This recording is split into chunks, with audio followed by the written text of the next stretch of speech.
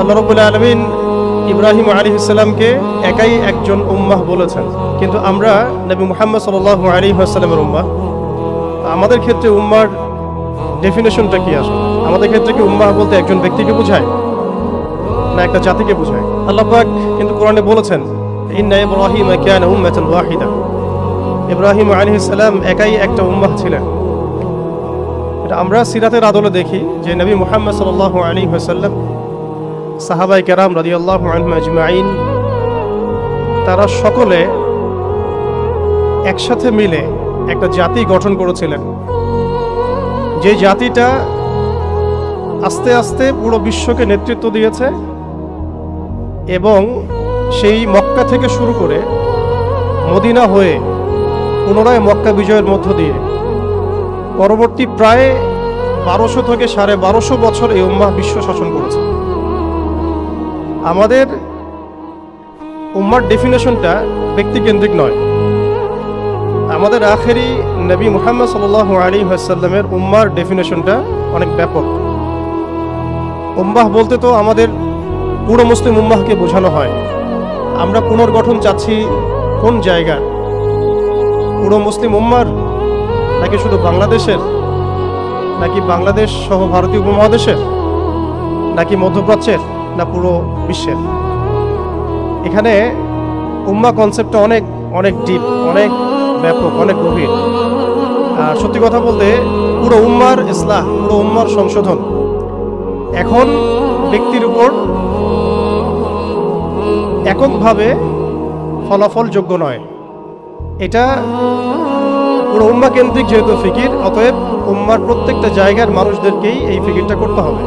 আমরা যে দৃষ্টিকোণ থেকে কথাটা বলছি সেটা হচ্ছে আমাদের অঞ্চলে উম্মতে মুহাম্মাদীর পুনর্গঠনটা কিভাবে সম্ভব। আমরা এভাবে যদি কথা বলতে চিন্তা করি যে আমি বা আমরা দায়িত্ব নিয়েছি পুরো বিশ্বের উম্মার হালত পরিবর্তন করা, এটা আমাদের উপরে যোগ্যতার চেয়ে বেশি দাবি হয়ে যাবে, আমাদের সম্ভব না। পুরো বিশ্বের উম্মার ইসলাহ, সংশোধন, পুনরুদ্ধার, পুনর্গঠন, এটা আমাদের পক্ষে মনে হয় না সম্ভব। আমাদের পক্ষে কতটুকু সম্ভব? আমরা উম্মার যে অংশ বিলং করি সেই অংশে উম্মার পুনর্গঠন কিভাবে সম্ভব? উম্মাহ অনেক ব্যাপক একটা শব্দ, অনেক গভীর একটা শব্দ। উম্মার মধ্যে দুটো ভাগ আছে, একটা হচ্ছে উম্মাহ দাওয়া এবং উম্মাহ ইজাবা। দাওয়া অর্থাৎ নবী সাল্লাল্লাহু আলাইহি ওয়াসাল্লাম সবাইকে দাওয়াত দিয়েছেন। এর মধ্যে কাফের, মুশরিক, মুনাফিকরাও উম্মার অন্তর্ভুক্ত। আব্দুল্লাহ বিন উবাই এবং তার অনুসারীরা কি উম্মার অন্তর্ভুক্ত নয়? ইহুদি, নাসারা, পৌত্তলিকরা কি উম্মতের অন্তর্ভুক্ত কিনা? তারা দাওয়ার অন্তর্ভুক্ত, বাট ইজাবার অন্তর্ভুক্ত নয়।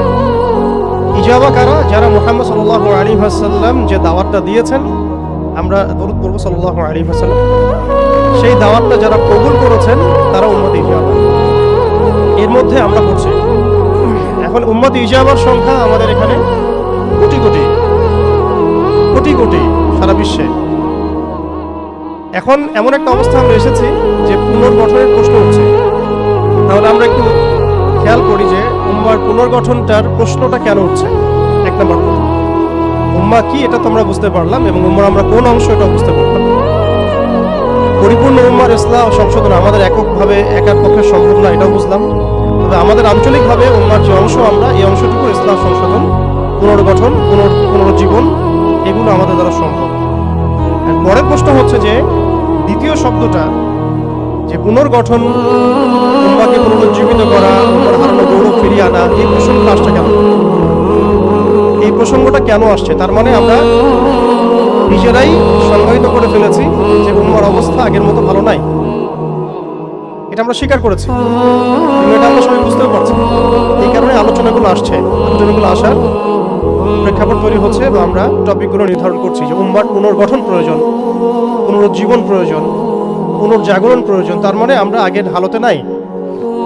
আমরা আগের হালতে নাই, এটা মাথায় আসলে আবার এটাও মাথায় আসতে হবে আগে আমরা কোন হালতে ছিলাম। আমরা আগে কোন হালতে ছিলাম? একজন ব্যক্তি রমাদান মাসে লাইলাতুল কদরে হেরা গুহায় আল্লাহ রাব্বুল আলামিনকে ডাকছেন, আল্লাহ রাব্বুল আলামিন তাকে আল কোরআনের মতো কিতাব প্রদান করছেন। এবং তাকে সর্বশেষ এবং চূড়ান্ত নবী হিসেবে আল্লাহ পাক মনোনীত করছেন। কেন সেই ব্যক্তি হেরা গুহায় আল্লাহ রাব্বুল আলামিনকে এভাবে ডাকছেন? কারণ তিনি যে সমাজে বসবাস করেন সেই সমাজটাকে আইয়ামে জাহিলিয়াত বলা হতো। সেই সমাজের মধ্যে শিরক ছিল, সুদ ছিল, রিবা, মাদক, নারীর অবমাননা, গোত্রীয় হানাহানি, এরকম জাহালাতে পূর্ণ একটা সমাজে তিনি আল্লাহ পাককে ডাকছিলেন। সে একজন ব্যক্তি থেকে আস্তে আস্তে দাওয়াত শুরু হলো এবং তিনি প্রথমে ম্যান টু ম্যান দাওয়াত দিতে লাগলেন। আবু বকর, উসমান, উমর, আলী রাদিয়াল্লাহু আনহুম আজমাইন, তাদের মধ্যে সাহাবী তৈরি হতে লাগলো। এক পর্যায়ে মক্কায় 13 বছর দাওয়াতের মধ্যে আমরা সবরের পরিচয় দিলাম, ধৈর্যের পরিচয় দিলাম, দাওয়াত অব্যাহত থাকলো, আমরা নির্যাতন নিপীড়ন সহ্য করলাম। এক পর্যায়ে আমরা হিজরত করলাম, প্রথমে আবিসিনিয়ায়, কখনো তায়েফে, এক পর্যায়ে মদিনায় গিয়ে ইসলামী রাষ্ট্র কায়েম হলো। আমরা জিহাদ এবং দাওয়াতের মধ্য দিয়ে আস্তে আস্তে মদিনাকে বেস করে বদর, উহুদ, খন্দক, মৌতা, তাবুক এইসব সিঁড়ি পেরিয়ে মক্কা বিজয় পর্যন্ত আসলাম। মক্কা বিজয় পর্যন্ত আসার পরে আমরা দেখলাম যে আইয়ামে জাহিলিয়াতের কোনো জাহালাত মক্কার মধ্যে নাই। যেই মক্কা আমরা ছেড়ে গিয়েছিলাম 23 বছরের ব্যবধানে আমরা দেখলাম সেই মক্কা আইয়ামে জাহিলিয়াত মুক্ত হলো। শুধু তাই নয়, সেখানে কোনো শিরক থাকলো না, কোনো রিবা থাকলো না, কোনো মাদক থাকলো না, কোনো নারীর অবমাননা থাকলো না, গোত্রীয় হানাহানি থাকলো না। যেখানে আমরা ছিলাম মুস্তাদআফিন, দুর্বল, আমরা ছিলাম মক্কা থেকে বিতাড়িত, আমরা ছিলাম সংখ্যালঘু, সেখান থেকে আলহামদুলিল্লাহ মাত্র 23 বছরের ব্যবধানে আমরা পুরো জাজিরাতুল আরবকে শাসন করলাম। এবং সেই বেইজের উপর দাঁড়িয়ে আবু বকর, ওমর, ওসমান, আলী রাদিয়াল্লাহু আনহুম আজমাইন তারা আরো প্রায় 30 বছর খেলাফা বাস্তবায়ন করলেন। এমনকি তাদের বেইজের উপর দাঁড়িয়ে উমাইয়ারা শাসন করলো প্রায় 90 থেকে 95 বছর, আব্বাসীয়রা প্রায় 500 বছরের মতো। এরপর আসলো তুর্কিরা, মাঝখানে ফাতেমিরা, আপনারা জানেন মামলুকরাও শাসন করেছে, সেলজুকরাও করেছে, অটোম্যানরাও করেছে। তো আমরা বুঝতে পারছি যে উম্মাহ এই হালতে ছিল না যে এখন যে হালতে আছে। এই ছোট্ট কথা থেকে আমরা বুঝতে পারলাম যে উম্মাহ একসময় বিজয়ী ছিল সব দিক থেকে, শুধু ব্যক্তিগতভাবে নয়, আধ্যাত্মিকভাবে নয়, শুধুমাত্র তাসকিয়াগত দিক থেকে নয়, শুধুমাত্র সামাজিকভাবে নয়, বরং রাজনৈতিকভাবেও। অর্থাৎ উম্মার পুনর্গঠন, পুনর্জীবন, এই যে কথাগুলো আসে, এগুলো বেসিক্যালি আমরা রাজনৈতিক টার্মিনোলজি থেকে ডিল করছি। আমাদের উম্মার অবস্থা সবসময় এই বিশ্বকে নেতৃত্ব প্রদানকারী অবস্থায় ছিল, যেখান থেকে আমরা এখন সরে আসছি বলে আমাদেরকে এই টপিক নির্ধারণ করতে হচ্ছে যে কিভাবে আমরা এর পুনর্গঠন করব, পুনর্জীবন করব। এতটুকু আমাদের কাছে ক্লিয়ার যে আমরা এক সময় বিশ্বকে শাসন করেছি, বিশ্বকে নেতৃত্ব দিয়েছি। ব্যক্তি জীবন থেকে শুরু করে রাজনৈতিক জীবন পর্যন্ত আমরা আল্লাহ রাব্বুল আলামিন এবং তার রাসূলের প্রত্যেকটা বিধান মেনে চলেছিলাম, মানার চেষ্টা করেছিলাম। আল্লাহ পাক আমাদেরকে সম্মানিত করেছিলেন। পৃথিবীর কোনো পরাশক্তি আমাদের সামনে টিকতে পারতো না, পৃথিবীর কোনো পরাশক্তি আমাদের সামনে টিকতে পারে নাই, না রোমানরা, না পার্সিয়ানরা, না এদিকের মাজুসিরা, আর না এই সাবকন্টিনেন্টের পৌত্তলিকরা, কেউই আমাদের সামনে দাঁড়াতে পারে নাই। তার মানে আমরা কয়েকটা দিক থেকে উম্মার বিজয়ে এই সময়টা পেরিয়ে এসেছি। একটা হচ্ছে আধ্যাত্মিক দিক। উম্মা এক সময় আধ্যাত্মিকভাবে এমন আলোকিত ছিল যে তাদের ঈমানের সামনে কোনো কুফর টিকতে পারত না। তারা পারিবারিকভাবে আলোকিত ছিল, তারা জ্ঞানতাত্ত্বিকভাবে আলোকিত ছিল, তারা তাসাউফের দিক থেকে আলোকিত ছিল, তারা অর্থনৈতিক দিক থেকে অনেক শক্তিশালী ছিল, সামরিক দিক থেকে তারা অনেক শক্তিশালী ছিল। জামাবদ্ধভাবে আমরা থাকতাম, কোনো বিভক্তি ছিল না। আমাদের মধ্যে আসসামু ওয়া তাআ ছিল, আমাদের মধ্যে আমির, মা'মুর, বায়াত এবং ইতাআত ছিল। আমাদের মধ্যে রাষ্ট্র ব্যবস্থা ছিল, খিলাফা স্টেট ছিল, শরিয়া আইন ছিল এবং শরিয়া বা ইমারা রাষ্ট্র ব্যবস্থা ছিল। এবং আস্তে আস্তে আমরা এই বেইজের উপর দাঁড়িয়ে পর্যন্ত জয় করেছিলাম। শুধু তাই নয়, আমরা বলতে পারি যে সিন্ধু, এদিকে সিন্ধু, ওইদিকের আফ্রিকা, আফ্রিকা থেকে সিন্ধু পর্যন্ত, ওইদিকে পশ্চিমা সভ্যতা থেকে চায়না পর্যন্ত, বলা যায় পৃথিবীর 4 ভাগের 3 ভাগ আমাদের দখলে ছিল। এই ছিল উম্মার অবস্থা। আমি বলেছিলাম টপিকটা অনেক গভীর, অনেক সময় সাপেক্ষ। আমি খুব অল্প কথা বলার চেষ্টা করছি। উম্মার পুনর্জাগরণ কথাটা বলতে আমরা শুধু আধ্যাত্মিক পুনর্জাগরণ বুঝি না। আধ্যাত্মিক পুনর্জাগরণ আমাদের অনেকের অনেক ভালো অবস্থা এখনো আছে আলহামদুলিল্লাহ। আমাদের প্রচুর মসজিদ আছে, প্রচুর মাদ্রাসা আছে, প্রচুর তুল্লাব আছেন, প্রচুর ওলামায়ে কেরাম আছেন। আমাদের বুদ্ধিজীবীর অভাব নাই, সামরিক বাহিনীর অভাব নাই, কিন্তু আমাদের ইসলামিক স্টেটেরও অভাব নাই। নামকা বাস্তে যদিও অনেক কিছুই, জনসংখ্যাও প্রচুর, সম্পদও প্রচুর, খনিজ সম্পদও প্রচুর। আমাদের মা বোনদের, পর্দানসীন মা বোনদের অভাব নাই। তাহলে আমরা কোন জায়গা থেকে পুনর্জাগরণের কথাটা বলছি? আসলে আমরা পুনর্জাগরণের কথাটা বলছি সামগ্রিক অর্থে, স্পেশালি রাজনৈতিক অর্থে, সামগ্রিকভাবে কিন্তু স্পেশালি রাজনৈতিকভাবে। এখন আসেন যে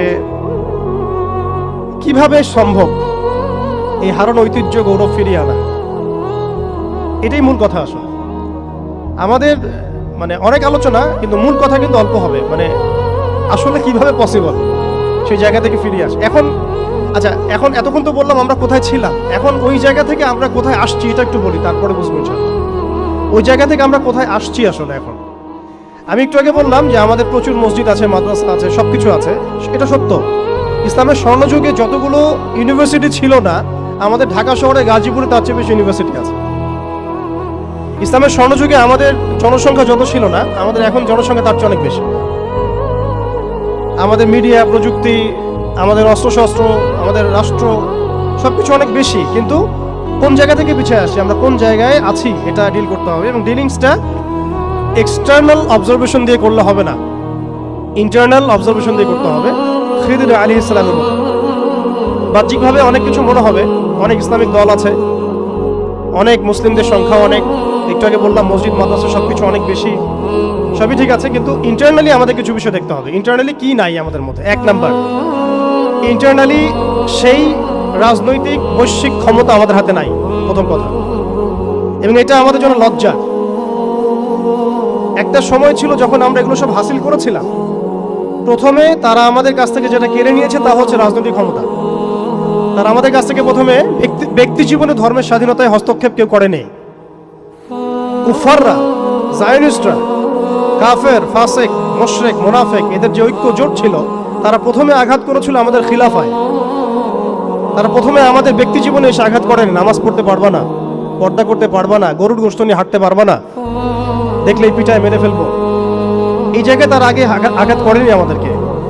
আমাদেরকে সবার আগে আঘাত করেছে রাজনৈতিক জায়গায়। আমাদের খেলাফা কনসেপ্ট তারা ভেস্তে দিয়েছে, ভেঙে দিয়েছে, বাইতুল মুকাদ্দাসকে লিবারেট করেছে। এরপরে সেই খেলাফা কনসেপ্টটাকে দূর করে দিয়ে তারা 50 থেকে 57টার মতো ক্ষুদ্র ক্ষুদ্র রাষ্ট্রে আমাদেরকে বিভক্ত করে দিয়েছে। এরপরে শুধু তাই নয়, এটা তো গেল বিভক্তি, কাঁটাতারের বেড়ার, যেটাকে আমরা নাম দিয়েছি জাতীয়তাবাদ। তারা প্রথমে আমাদের মাদ্রাসাগুলো বন্ধ করে নাই, তারা ওয়াকফ বিল দিয়ে এইভাবে আমাদের মাদ্রাসা, আমাদের মসজিদ, ভূমিগুলোকে দখল করে নাই।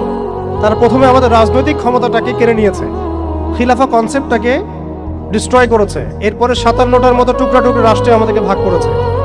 এরপরের অবস্থা আরো ডেঞ্জারাস। ওই রাষ্ট্রগুলোর মধ্যে তারা তাদের তাবেদার মুনাফিক শাসক বসাইছে। তাদের ধাপগুলো বুঝেন, কোন জায়গা থেকে আমরা কোন জায়গায় আসছি। তারপরে আমি অল্প কথা শেষ করব যে সলিউশন হতে পারে কি কি, যদিও সেগুলোর বেশিরভাগই তাত্ত্বিক, প্র্যাকটিক্যাল খুব কমই হবে। আর প্র্যাকটিক্যাল কেন কম হবে? আমাদের কারণেই হবে, কারণ আমরা অনেক কিছু বুঝি কিন্তু কাজ করতে চাই না। আমরা বুঝি অনেক কিছুই, কাজ করতে বলেন কাজের বেলা নাই, বুঝের বেলা আছে। এগুলো আমরা বুঝতে আসি 100 বছর থেকেই। কেউ বুঝেও বুঝি না, কেউ দেখেও দেখি না, শুনেও শুনি না। ওইদিকে পরে আসি, হার্ড লাইনে চলে যাবো আর কি। এখন রাষ্ট্র ভাগ করার পরে আমাদেরকে জাতীয়তাবাদে বিভক্ত করা হয়েছে। এরপরে আরো মারাত্মক যে কাজটা করা হয়েছে সেটা হচ্ছে আমাদেরকে নিরস্ত্রীকরণ করা হয়েছে। আপনি আপনার রাষ্ট্রের অভ্যন্তরে নিজের ইচ্ছায় আপনি বিশ্বের মারণাস্ত্রগুলো তৈরি করতে পারবেন না। তারা আপনাকে আইন করে দিয়েছে, ব্যান করে দিয়েছে। তারা আমাদের রাষ্ট্র ব্যবস্থার মধ্যে ইউনাইটেড নেশনসের মতো মুসলিমদের ইউনাইটেড মুসলিম অর্গানাইজেশনগুলোকে দমন করেছে এবং সেগুলো গঠন করতে আমাদেরকে দেয় নাই, উল্টা তারা সেগুলো করেছে ঠিকই। এরপরে তারা আমাদের রাষ্ট্র ব্যবস্থাগুলোর মধ্যে ওই মুনাফিক শাসকদেরকে বসিয়ে জনগণকে শাসন করিয়েছে। এখনো করে যাচ্ছে, আগামীতেও হয়তো করে যাবে।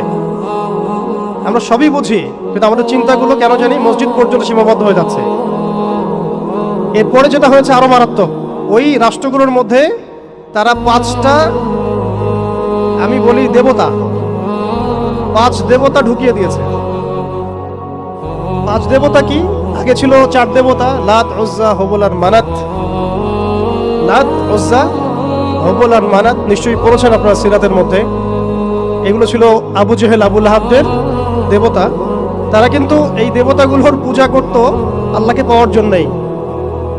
তারা বলতো মা না'বুদুহুম ইল্লা লিয়ুকাররিবুনা ইলাল্লাহি যুলফা, আমরা শুধু এই কারণেই এই লাত, উজ্জা, হুবল, মানাতের ইবাদত করি যাতে তারা আমাদেরকে আল্লাহ পর্যন্ত পৌঁছে দেয়। এখনো এই 4-5টা দেবতার আমরা পূজা করছি, বাট এগুলো ভিজুয়াল না, এগুলো হচ্ছে আদর্শিক, ফিলোসফিক্যাল। যেমন একটা হচ্ছে ডেমোক্রেসি, নিতে পারবেন অনেকে কথাটা, যে ডেমোক্রেসি একটা দেবতা হয়ে গেছে এখন, ইনভিজিবল দেবতা। এটা একটা দেবতা হয়ে গেছে, কি দাড়িওয়ালা কি টুপিওয়ালা সবাই পূজা করতেছে, সুবহানাল্লাহ। মানে অবাক হয়ে যাবেন, রিপোর্ট করছে টিভিতে, আপনারা কি চান, এই গভর্নমেন্ট কয় বছর থাক, এই গভর্নমেন্ট কয় বছর থাক, আপনি কি ইলেকশন চান, আপনি কি চান না। অডিয়েন্সের, সাধারণ আম জনগণের জবাব হচ্ছে না, আমরা ইলেকশন চাই না, ইলেকশন দিয়ে কি হয়, খালি এক জালেম যে আরেক জালেম আসে, আমরা এইসব ইলেকশন চাই না, আমরা চাই ভালো কোনো সরকারি ব্যবস্থায় থেকে যাক আরো 10 বছর। মানে সবচেয়ে ভালো যে চিন্তাটা তাদের, সেটাও গণতন্ত্রের বাইরে যেতে পারে না। সরি, সবচেয়ে ভালো তাদের ইনসাফপূর্ণ যে চিন্তাটা মাথা থেকে আসে, সেইটাও এই দেবতাগুলোর বাইরে যেতে পারে না। ওই পূজার মধ্যেই চিন্তা, আমরা চাই এরকম একটা গভর্নমেন্ট আসুক, এই পদ্ধতি থাক, এবং আরো 10 বছর তারা দেশ চালাক। মানে ইসলামে যে আল্লাহ প্রদত্ত একটা রাষ্ট্র ব্যবস্থা আছে, একটা ইসলামী শাসন ব্যবস্থা আছে, এই কনসেপ্টটাই নাই। নামাজ পড়ছে মাশাআল্লাহ, রোজা রাখছে, হজ উমরা সবই করছে, বাট কেন জানি পলিটিক্যালি রাষ্ট্র ব্যবস্থা, ইসলামের যে রূপরেখা আছে বা ইসলামের যে একটা সুন্নাহ আছে, নবী সাল্লাল্লাহু আলাইহি ওয়াসাল্লামের যে একটা রেখে যাওয়া উসওয়াতুল হাসানা আছে, এইটাই মানুষ মানতে পারছে না বা বুঝতে পারছে না। জাযাকাল্লাহ। আপনারা অবচেতন শব্দটার সাথে পরিচিত কিনা? একটা আছে আমরা জেনে বুঝে একটা কাজ করি, একটা হচ্ছে না জেনেও করি, অবচেতন মনে। তো এটা একটা দেবতা, ডেমোক্রেসি একটা দেবতার নাম, যেটার পূজা করছে এখন মানুষ সারা ওয়ার্ল্ডে। আরেকটা হচ্ছে এইথিজম, নাস্তিকতা। আরেকটা হচ্ছে, আমি লিখছিলাম সকালবেলা, একটা শব্দ বের হয়েছে আর কি লিখতে লিখতে, একটা হচ্ছে ডেমোক্রেসি, একটা এইথিজম, একটা ন্যাশনালিজম, একটা কমিউনিজম, একটা হচ্ছে সেকুলারিজম। 5টা শব্দ বললাম আর কি। এখনকার এই বিশ্ব ব্যবস্থায় ইসলামী খেলাফতকে দূর করে দিয়ে, উম্মাকে বিভক্ত করে দিয়ে, মুনাফিক শাসকদেরকে বসিয়ে ইন্টারনালি প্রত্যেকটা রাষ্ট্রে এই 5টা দেবতা বসানো হয়েছে। ডেমোক্রেসি, এথিজম, আর বললাম কি ন্যাশনালিজম, একটা কি বললাম, কমিউনিজম এবং সেকুলারিজম, DANCS, কিছুটা ড্যান্সের মতো আর কি। আসলে এরা বিশ্বকে নাচাচ্ছেই, এরা এইসব মতবাদ দিয়ে বিশ্বকে নাচিয়ে বেড়াচ্ছে আর কি। তারা নিজেরা নাচে না এগুলোতে, বরং তারা এগুলোর মধ্য দিয়ে মুসলিমদেরকে নাচায়। যদিও এটা এক্স্যাক্টলি ড্যান্স শব্দটা হয় নাই, কাছাকাছি হয়েছে আর কি। এখানে D আছে, A আছে, N আছে, C এবং S আছে। এই 5টা দেবতার শেকড় যদি এই বিশ্ব থেকে উপড়ে ফেলা না যায়, তাহলে ইসলামী শরিয়া, ইমারা এবং খেলাফা কায়েম হবে না। এবং যখন এই বিশ্বে ইনশাআল্লাহ তাআলা আগামীতে শরিয়া, ইমারা এবং খেলাফা বাস্তবায়িত হবে, তখন এই 5টা দেবতার কোনোটাই বাকি থাকবে না ইনশাআল্লাহ। এই নাপাকিগুলো থেকে পবিত্র না হয়ে বা পবিত্রতা হাসিল না করে আপনি আমি যতই একটা গ্লাসের মধ্যে মধু ঢালি, আর আপনি দুধ ঢালেন, আর কোনো শরবত ঢালেন, ওই গ্লাসটাই নাপাক। আফসোস হচ্ছে আমরা এই নাপাকিগুলো ধরতে পারছি না অনেকেই। আল্লাহ পাক আমাদেরকে ধরার এবং বোঝার তৌফিক দান করেন। এই সিস্টেমগুলো ব্যর্থ, এই মতবাদগুলো ব্যর্থ। এই মতবাদগুলো তৈরি করা হয়েছে আমাদেরকে শাসন করার জন্যে। এই মতবাদগুলো আমাদেরকে গিলানো হয়েছে আমাদেরকে ডমিনেট করার জন্যে, আমাদেরকে পশ্চিমাদের দাস বানানোর জন্যে, জায়নিস্টদের দাস বানানোর জন্যে। IMF এর কাছে লোনের হাত পাতার জন্য, কোনো ডিসিশন নেওয়ার আগে, রাষ্ট্রের কোনো ডিসিশন নেওয়ার আগে ইউনাইটেড নেশনসের কাছে এই ভিক্ষার ঝুলি পেতে দেওয়ার জন্যে, আমাদের চোখের সামনে আমাদের ভাই বোনদেরকে নির্মমভাবে হত্যা করলেও আমরা টু শব্দ করতে পারবো না এই জন্যে। ইভেন আমাদের দেশের 99% মানুষও যদি শরিয়া চায়, তবুও রাষ্ট্র ব্যবস্থা এটা চাইবে না, কারণ রাষ্ট্র ব্যবস্থা এই তন্ত্রমন্ত্রগুলো দ্বারা দীক্ষিত। এর মধ্যে আরো আছে মানবরচিত সংবিধান, আরো আছে মানবরচিত বিচার ব্যবস্থা, আরো আছে আল্লাহর হালালকে হারাম করে ফেলা, আল্লাহর হারামকে হালাল করে নেওয়া। পুরো একটা তাগুতি এবং কুফরি সিস্টেম আমাদেরকে দেওয়া হয়েছে। কোন জায়গা থেকে? খেলাফা অ্যাবলিশ করার পর থেকে। আমরা কোথায় ছিলাম এটা আমাদেরকে বুঝতে হবে। এখনকার প্রবলেম কি সেটাও বুঝতে হবে, ক্রাইসিসগুলো, তারপরে আসতে হবে সলিউশন কোথায়। এগুলো ক্রাইসিস। তারপরে ডেমোক্রেসি দিয়ে কি করা হচ্ছে এটা আপনারা অনেকে জানেন, কিন্তু অনেকে আবার বুঝেনও না। এটা দিয়ে আল্লাহর হালালকে হারাম করা যায়, আল্লাহর হারামকে হালাল করা যায়। এটা দিয়ে আল্লাহর জমিনে মানুষের শাসন কায়েম করা যায়। এটার ধোঁয়া তুলে যে কোনো মুসলিম কান্ট্রি আক্রমণ করা যায়। আরব বসন্তের ধোঁয়া তুলে কি করা হয়েছে আমরা দেখি নাই?